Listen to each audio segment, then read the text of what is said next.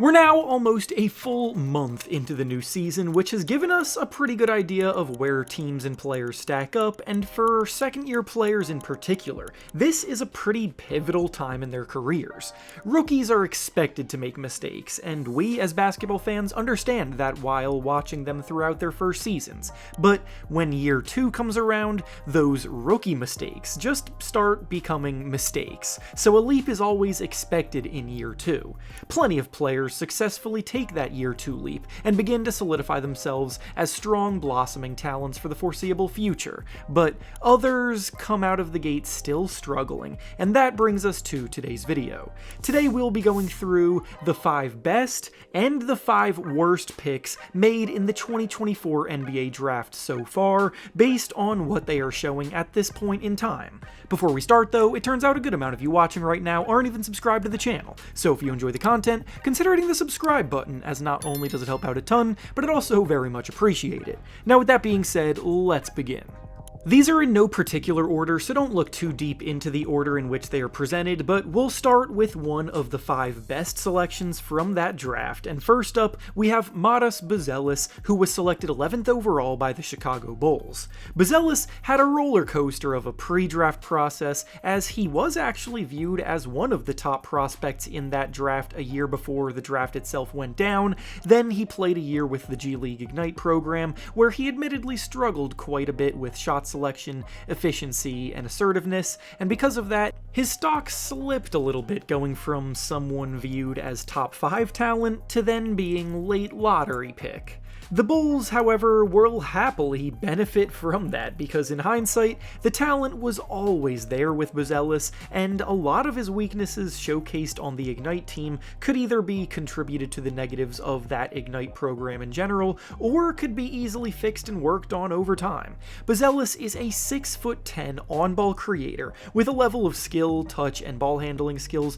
very few at his size possess, and what is most important is that those inefficiency concerns that he came into the league with have now turned into one of his biggest strengths, as he is currently a highly efficient scorer, putting up about 15 points per game, shooting 48% from the field and 40% from 3, looking like someone who, in a few years, absolutely has all-star upside. Now over to our first of the worst selections from 2024, we have Tidjane Salaun, who was drafted 6th overall by the Charlotte Hornets. Picks like this are what happen when teams look purely at a player's physical tools and attributes and completely ignore what they actually bring as a basketball player. On the surface, Salaun looks like he should be a beast of a forward talent as a strong 6'9" wing with impressive athletic burst and the length and agility to defend multiple positions in theory, but in reality, unfortunately, none of that actually translates to production for him.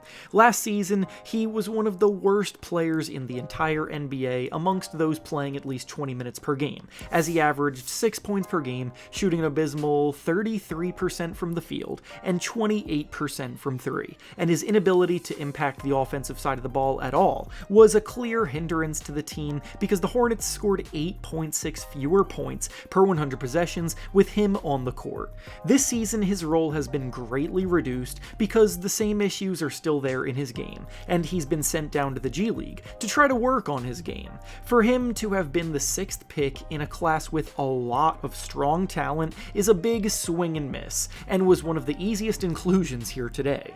Next, the second of the best picks made from 2024 we'll be discussing is Kyshawn George, who the Washington Wizards traded up to the 24th pick to select. The Wizards clearly saw something that the rest of the teams missed in George, because he looks like an absolute gem found at the end of the first round, with a lot of otherwise forgettable names being taken around him in that range. George is another strong, big-bodied forward who is measured at 6'7", but there have been rumors that he grew a few inches this summer, and honestly, he looks massive out on the court this year, so I can't even deny the legitimacy of those claims. As a rookie, he experienced a lot of the growing pains that all rookies do with inconsistency and inefficiency overall, but he flashed very intriguing signs as a playmaker on the ball and as a 3-level scorer. He's naturally at his best as a slasher attacking the paint and finishing around the rim, but this season he's taken his game to another level and now might legitimately be the Wizards' best player. He's averaging about 17 points, 6 rebounds, and 5 assists per game, shooting a red-hot 51% from the field and 45% from 3 right now, and if his 3-ball can prove to be real long-term, then this is a player who will be a force for a long time. He does need to cut down on the amount of fouls that he commits, playing too aggressively on defense at times, and with more on-ball duties, he is turning it over more than you would like, but in general, for a Year 2 player, he is exceeding all expectations. Now, for the second of the worst picks from 2024, we have Cody Williams, who was taken 10th overall by the Utah Jazz. Any of you who have watched my videos for a while know my thoughts on Cody already, so I won't go too hard here, but long story short, he has not shown anything to justify being taken with a top 10 pick. Last year, he legitimately had one of the worst rookie seasons we have ever seen from a player playing the amount of minutes that he was being given, and this season, it already seems as though the Jazz are moving forward with plans that he is not a part of, with his role fluctuating game to game, sometimes not even playing at all. Cody cannot shoot, he's not a plus defender despite having the measurables and physical tools that typically translate to impactful defense, his handle is pretty weak, and his production is worrisome, putting up just 2.6 points per game, shooting 36% from the field and 18% from 3. If he wasn't related to Thunder star Jalen Williams, he probably wouldn't have been hyped up nearly as much as he was, but now the Jazz have to accept that they took him one pick ahead of Matas Buzelis. Next, we have our third of the best picks from 2024 being Jared McCain, who was selected 16th overall by the Philadelphia 76ers. McCain's rookie season got off to a hotter start than anybody else from this entire class, and it was looking like he was about to cruise to the Rookie of the Year award, but unfortunately, after 23 games last season, he suffered a season-ending knee injury that he is still working his way back from. Regardless though, we're not here to overreact to the early days of his reconditioning stage,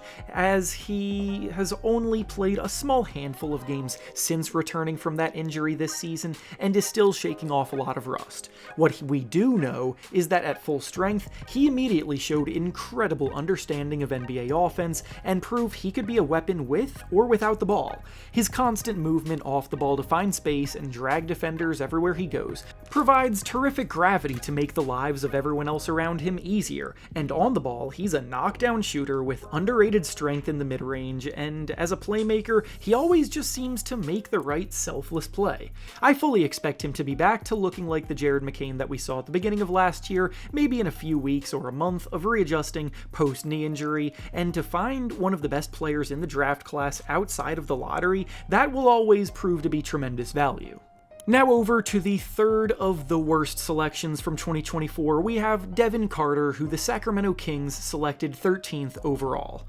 Carter is the player from that year's lottery that I feel flies most under the radar because otherwise, most players at the top of this class either rightfully get the praise they deserve if they're playing well, or regularly get their fair share of criticism if they're struggling. But it feels as though most people have just forgotten about Devin Carter altogether, and it's not difficult to figure out why. Since being taken in the lottery, Carter has just not done anything noteworthy on the court yet. It would be disingenuous of me to not point out the fact that he began his career recovering from a shoulder injury that he got surgery on, but when he returned to the floor, he was getting left in the dust by a lot of his classmates. The appeal with Carter as a prospect was supposed to be as a 3-and-D high floor guard that could lock up as a point of attack defender and space the floor well, but I'm not going to say that he's a bad defender by any means, but the impact he provides there has not overshadowed the drastic struggles he's had on the offensive end. Carter averaged just 4 points per game as a rookie, shooting 37% from the field and 29% from 3, and to start his second season now, he hasn't even been able to work his way into the team's consistent rotation, playing brief 5-minute cameos and garbage time stints. The Kings are a team on the brink of implosion, and they would have had a better starting point for a rebuild if they didn't select a non-factor in the lottery last year. Next is the fourth of the best picks made in 2024, which is Kel'el Ware, who the Miami Heat selected 15th overall. It feels like Ware is just barely scratching the surface of his true potential right now, which makes sense as he is still 21 years old, but even with that being the case, he's shown so many flashes of potential at the center position for Miami so far. Ware is an extremely athletic and mobile 7-footer who runs the floor well, operates as an ideal role man in the pick and roll, and he's already a great rebounder of the basketball. He's taken over the starting center job already, playing next to Bam Adebayo in the team's front court, and after a rookie season filled with a few bonehead mistakes here and there,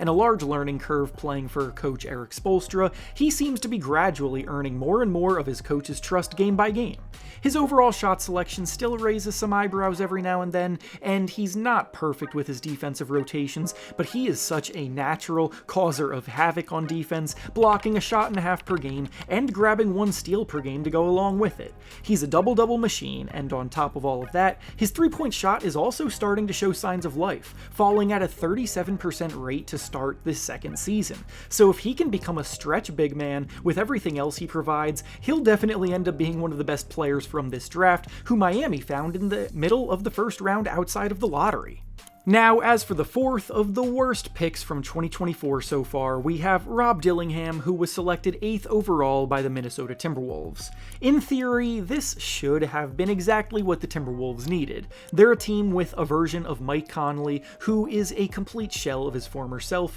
probably on the verge of retirement, and the point guard position is easily their weakest spot, so bringing Dillingham in to potentially be the replacement moving forward made a ton of sense. In actuality, though, Dillingham has just not been very good, and his weaknesses are too glaring to look past. As a prospect, the appeal with Dillingham is that he was one of the most creative on-ball operators we've seen in a while, as someone who can easily maneuver around the floor and get to his spots, and has a deep bag of dribble moves and body control to wow crowds with. His final product, however, has not been very good, and the Wolves have not changed his role at all from year 1 to year 2. He's averaging 4.5 points per game in his career, shooting below average inside and out, and the worst part of it all is that he has been one of the worst defenders in the league. The Timberwolves are a ridiculous 16.5 points worse per 100 possessions with Dillingham on the court this season, and he's currently in a battle with Bones Highland for the backup point guard minutes to demonstrate how bad things are for him at the minute.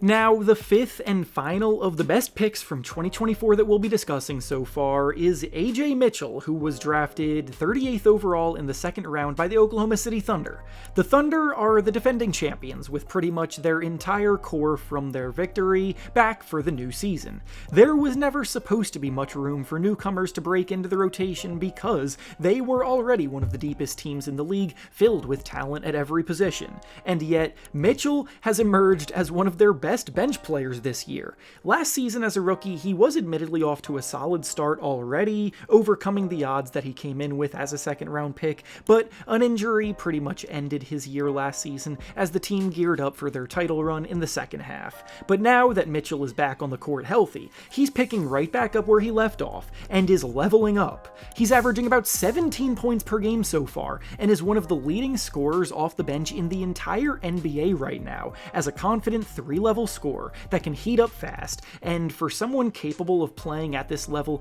to be found in the second round, it's an easy choice for the list today. And finally, the last of the worst picks from 2024 so far that we'll be discussing is AJ Johnson being selected 23rd overall by the Milwaukee Bucks. The Johnson pick made people scratch their heads when the selection was made at the time, as he came from the NBL over in New Zealand and Australia, and in that league, he averaged just 2.9 points per game, shooting 35% from the field and 27% from 3. He's a freak athlete that can jump out of the gym, but as an actual basketball player, he was a long way away from actually helping, so when the Bucks, a team very much still in win-now now mode drafted him. The pairing just never made sense. The Bucks were never going to have the patience to develop him, and he was never good enough to earn minutes on a good team immediately. So when the Bucks traded him to the Washington Wizards as a part of the Chris Middleton deal last year,